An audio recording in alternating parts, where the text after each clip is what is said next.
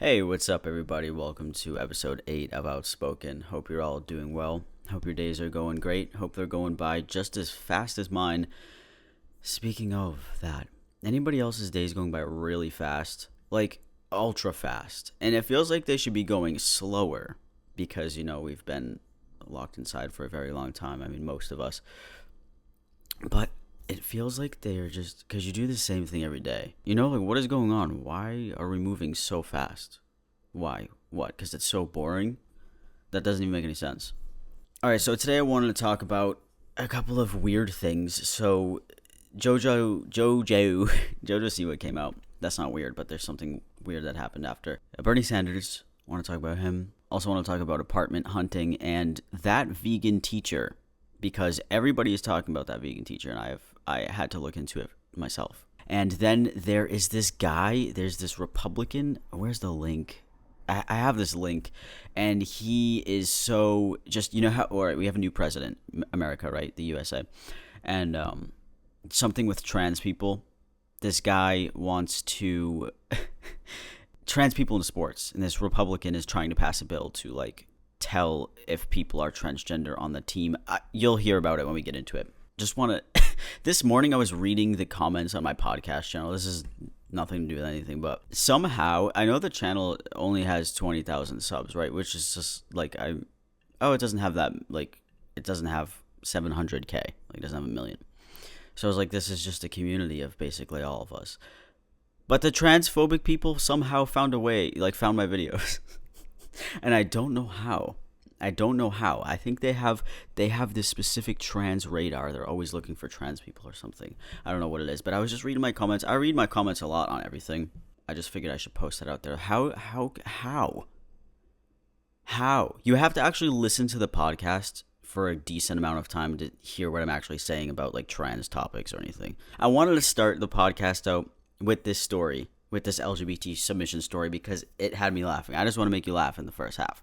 If you don't laugh, I am so sorry. Listen, grab your ears and, okay. Grab your ears and listen. Just grab them, okay? So here's the submission story. So I'm FTNB, female to non-binary, and I pack because of bottom dysphoria. My husband and I were having a nice dinner at Buffalo Wild Wings, one of our favorite restaurants we go to all the time. Even so that I recognize some of the staff when we go in, and vice versa. Normally, I don't use public restrooms because they make me pretty uncomfy, but if I need to go really bad, I'll use the men's restroom because I pass masculine, and that's far more comfortable than using the women's restroom. Now, with that being said, on this particular day, we had a ride from someone else because neither of us drove yet at the time, and we had been waiting a long time, and I really had to use the bathroom. Now, I get to the bathroom and saw one of the waiters go into his stall, gave a polite nod, and went into my stall to do my business. I often forget my packer is not, in fact, attached. Oh, okay, hold on. I often forget my packer is not, in fact, attached to my body.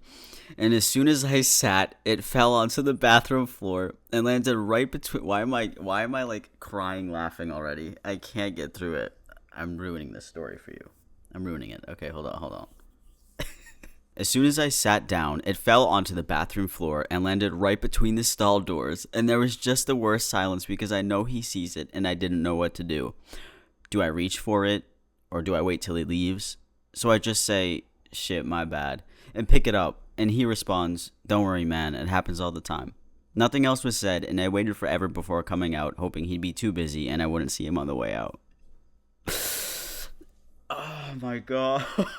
So for reference, if you don't know what a packer is, it's something that you put in your pants. So it appears. I've talked about this before. I think we can all assume what a packer is, right? It's a phallic shaped. I hope nobody's listening to this conversation. I hope nobody can hear me. But it's shaped like a banana. There. That's better. Okay. And all I can picture is the sound that it makes when it hit the floor, and then it rolls there. That's not what it sounds like when it rolls on the tile on the bathroom floor, but that shit had when I was going through these stories, because some of them are sad, some of them are happy, some of them are funny. I died because I was reading like some sad stories and stuff, and I died, and I was like, I gotta share this with you guys. So yeah, I hope you enjoyed that one. I want to talk about the Bernie Sanders thing. So did everybody see the Bernie Sanders meme that was going around? I thought it was funny. I think it's funny, right?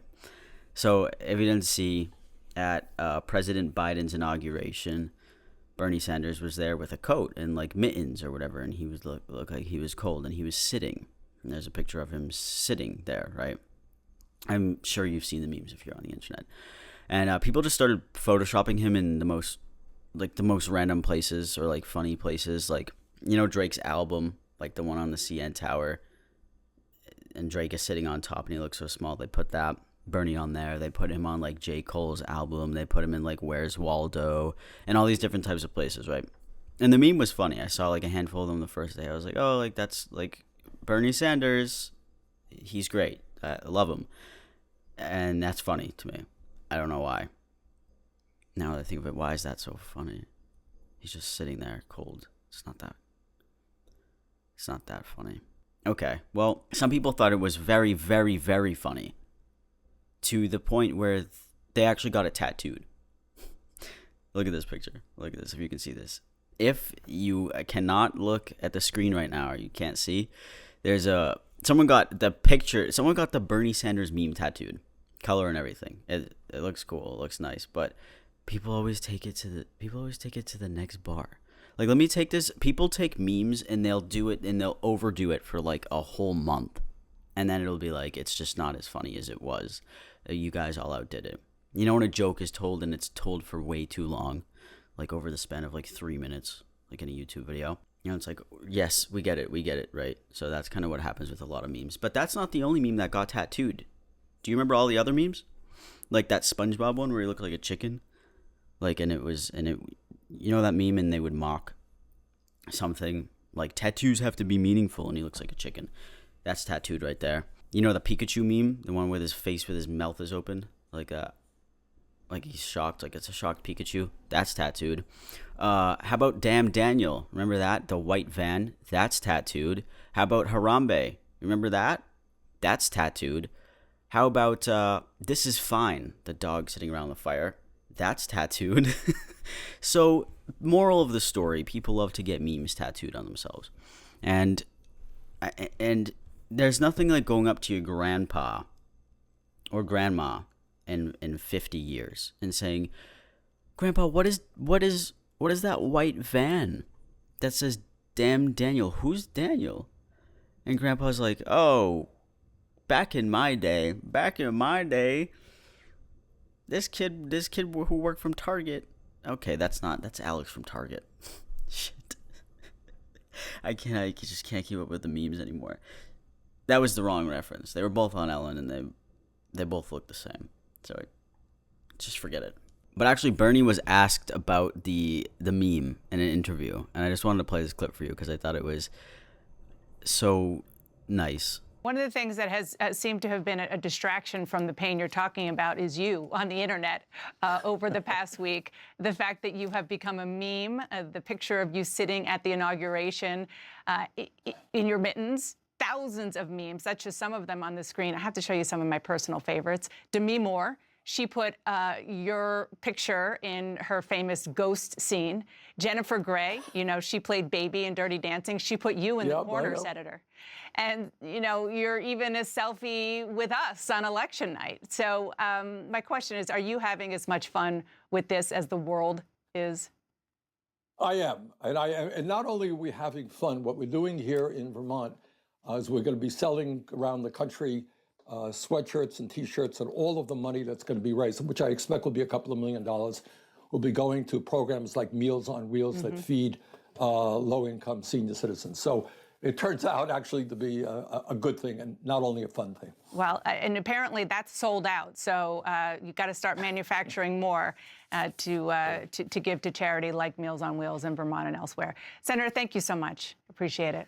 Thank you, Dana. Now, wasn't that beautiful? Wasn't that such a beautiful thing? I didn't even think for a second. I mean, I guess it's obviously a good idea. Like, oh, you're going viral. You might want to make merch out of that to make money, right?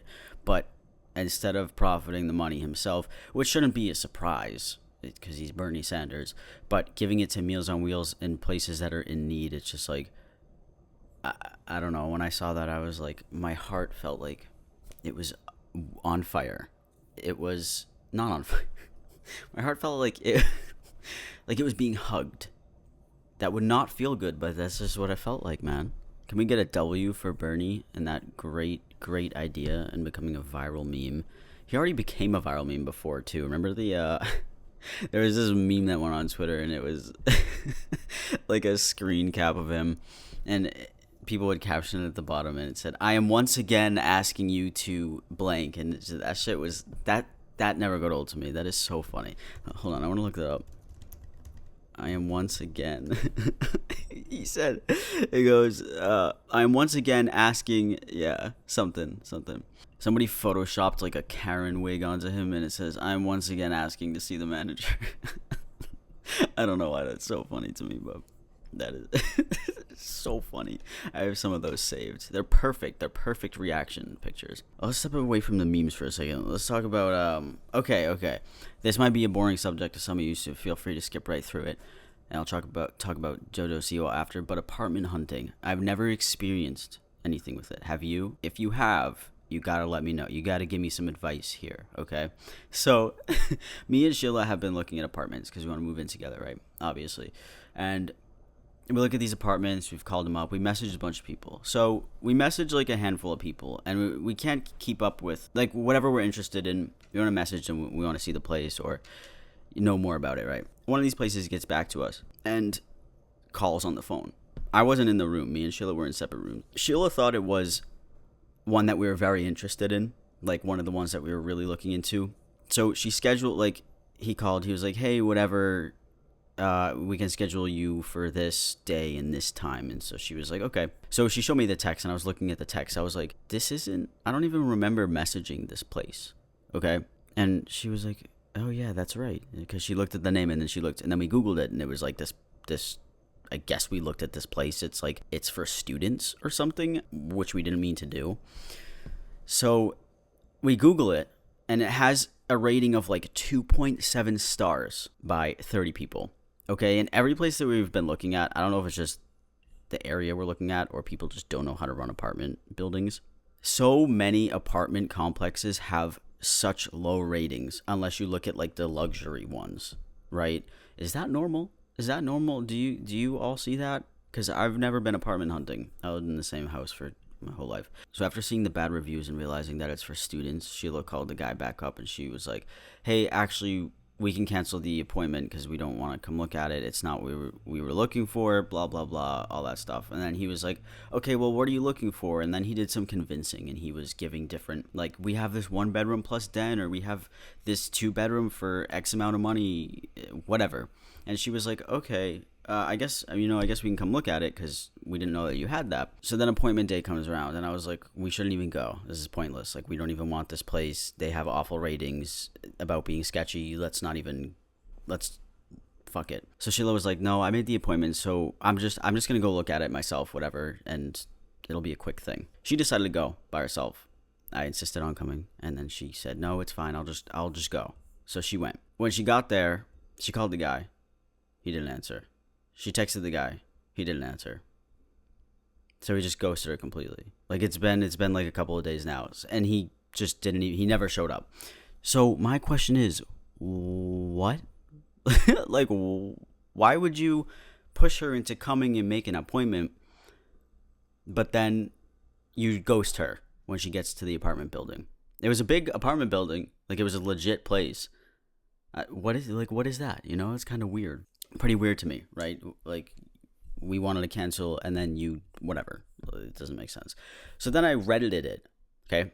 Reddited it. Yeah, I did. The apartment buildings. And wow, there is a subreddit on the apartment buildings, okay? So this guy got an email from this place, and I guess the guy he was talking to about renting here left in the bottom of the email, right? It says, you probably shouldn't move here. Don't waste your time. And I was like, that's fucking weird. Why would you leave that in an email? So then people replied to this. There's so many replies. And This person said, let me show you. So this guy's reply says, I have a friend who worked on that building, says it's dangerous, and at one point a whole level fell through to the next during construction. Like a whole main area of an apartment fell into the one below. Forgotten floor joists, no big deal. What? So then my assumption was like, okay, all right, so maybe Chad fell through the floor. Maybe that's what happened again. It happened again because this was only 3 months ago. So yeah, and then all of the replies were just really, really bad, and they were just saying how bad the place is. Kind of weird to run an apartment complex like that, but I figured it was a good story to share because I don't know if that's a regular thing. Those of you who have been apartment hunting, I'm sure you know the nightmares that come with it because I'm experiencing it now, and it sucks, and I don't like it. It's not as fun as I thought it would be. Oh yeah, if none of you know, you all know who Jojo Siwa is, right? The big icon, the big dancing icon, right? So she basically came out. I don't think she necessarily said her exact sexuality. She just said something along the lines of like, I like who I like type of thing. Community, how long have you been whatever you are? I don't know. I have really been just, I liked people, but I never had fallen in love before. But I always believed that like my person was just going to be my person. And if that person happened to be a boy, great. And if that person happened to be a girl, great. And yeah, I think I'm just really happy. And I think that I'm really happy. So after Jojo Siwa came out, somebody swatted her. You know what that is? That's like, this has happened to YouTubers before. It's terrifying. It's when they call the police and they basically get a SWAT team to come into your house and like break down your door and like come into your house. It's terrifying. I've seen like, if you look it up on YouTube, it's people did it to people who stream and all this stuff. It's terrifying. So it says, after telling the world that she was the happiest she's ever been in her personal life, Jojo Siwa was subjected to the horrifying experience of being swatted merely hours after officially coming out. Hours, dude. According to Siwa, about 50 officers converged on her home, yelling for everyone to come out of the house. This was hours after she wore a shirt on Twitter proclaiming herself as the best gay cousin, which was her official coming out. Basically, we went outside, hands up, because we obviously have to follow the rules and do what you're supposed to do, she explained. And then police were saying that somebody had called and made a claim, and then all of a sudden paparazzi came around from the corner. Just here, like hours after coming out, somebody found her address. They did this whole entire thing. They found her address. They did all this stuff and got her swatted because she came out. Like, what is that? Is that supposed to be a funny prank? Haha, I got you swatted. We wasted 50 police officers' time and scared the shit out of you and your family after you came out as gay because it was funny. Because it's such a funny, fucking hilarious prank. That is so. I'm pretty sure that's illegal. Is that illegal? I should probably not claim things in my podcast that I don't know are true or not. I thought that was fucked up. I just figured, I don't know if, because we knew that JoJo came out, but didn't know that. I didn't really see much coverage on the swatting thing, so I figured I should share that with you. Moving subjects, something I actually wanted to cover quick on this episode was satire. So my question is like, why do so many people think that simply saying something offensive is satire? I see it all the time. I see it a lot on TikTok. So if you don't know, I made a couple of videos on people who claim that they're doing satire, right? But in their jokes that they make, like these satirical, is that the right term? In these satire jokes that they post, it's all just a joke, right? So usually the jokes are along the lines of something like literally basically implying that you're homophobic. And I was just thinking, I'm like, how is that satire? If I came on this podcast and I was just like, I'm homophobic, and then I moved into the next topic, and people were like, whoa, dude, why did you say you're homophobic? And then I reply, and I'm like, it's just satire, dude. Relax. I'm not actually homophobic. I was just saying that because it's funny. Like, it was satire. You need to just take a chill pill for a second. People aren't always, like, just saying that you're homophobic doesn't make it a joke. Imagine going to a bar, doing some stand-up comedy. This is actually a joke that one of these guys made, okay? And I'm gonna read it like I'm doing stand-up. Gen Z is so bad at understanding body language, nonverbal cues, and basic social skills. It's no wonder they're all offended by the R word. They're all autistic.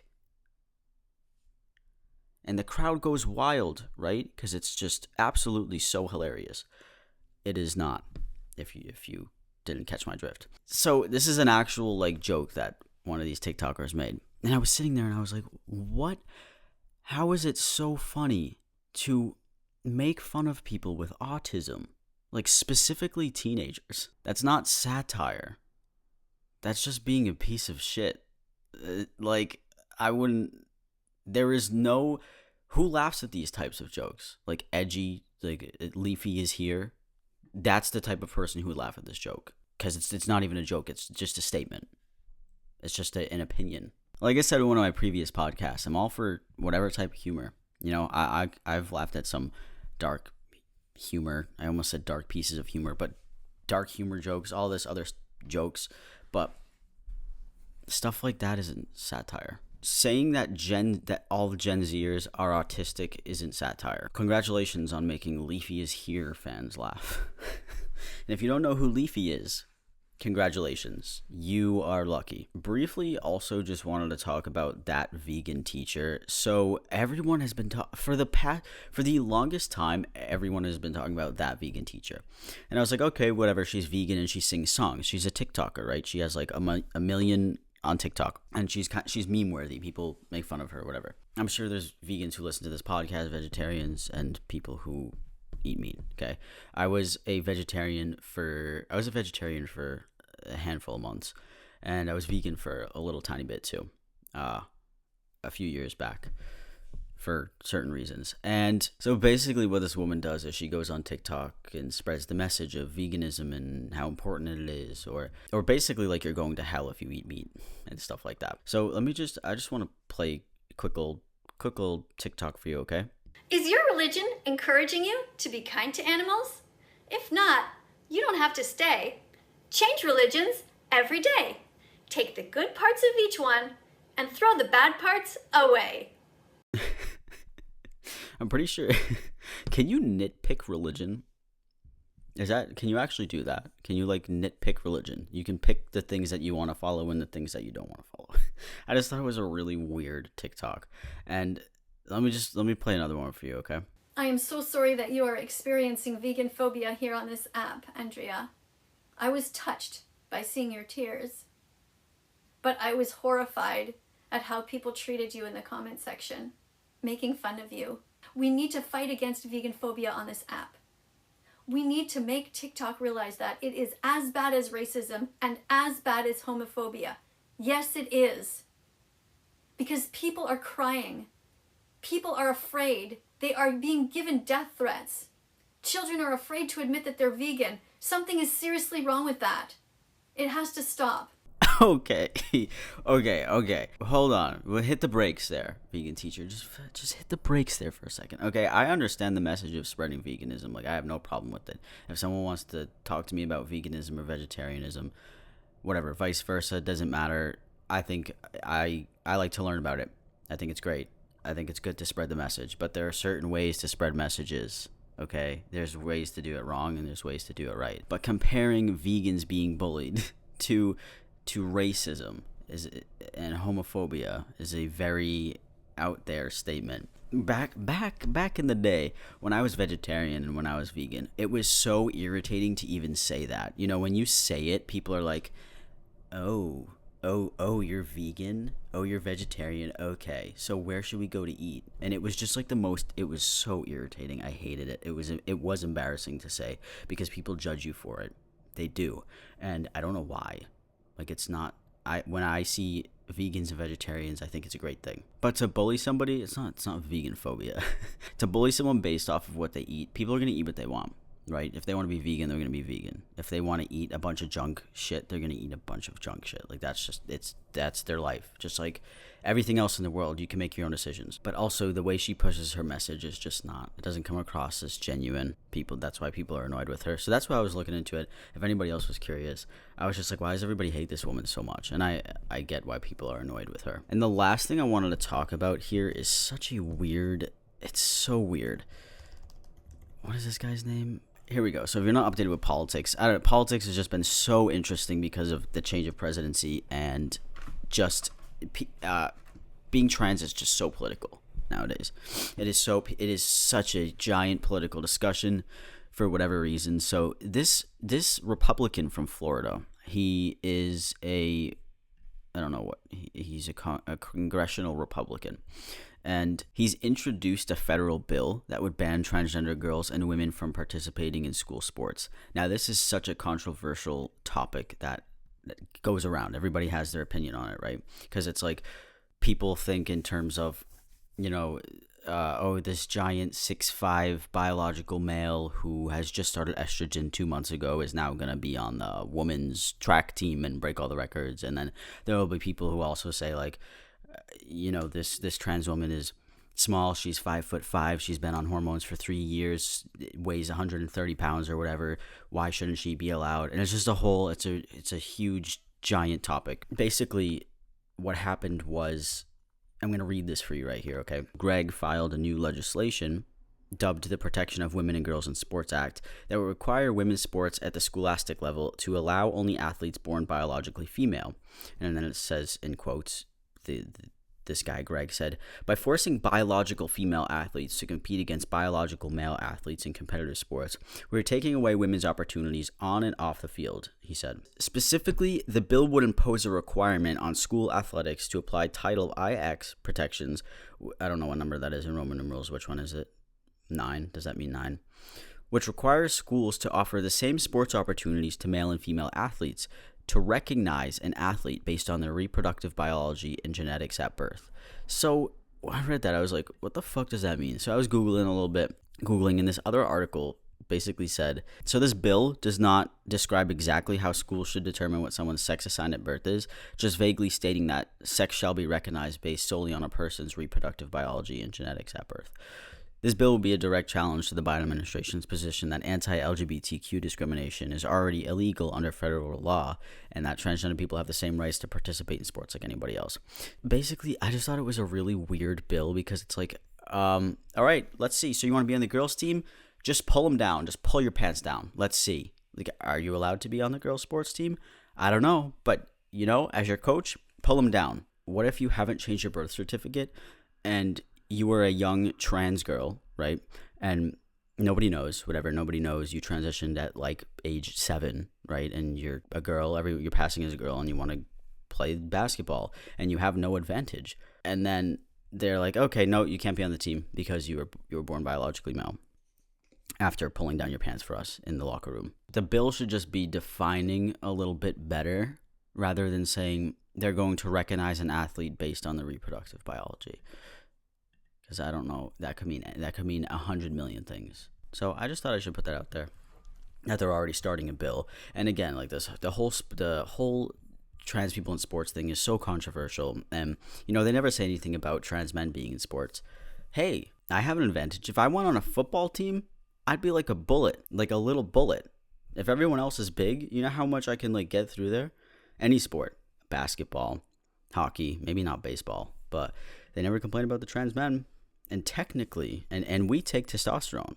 So how do we not have an unfair advantage, right? Or they might be discussing that. I just haven't seen it. It's just always the trans women, because a lot of people love to give their opinions on trans women.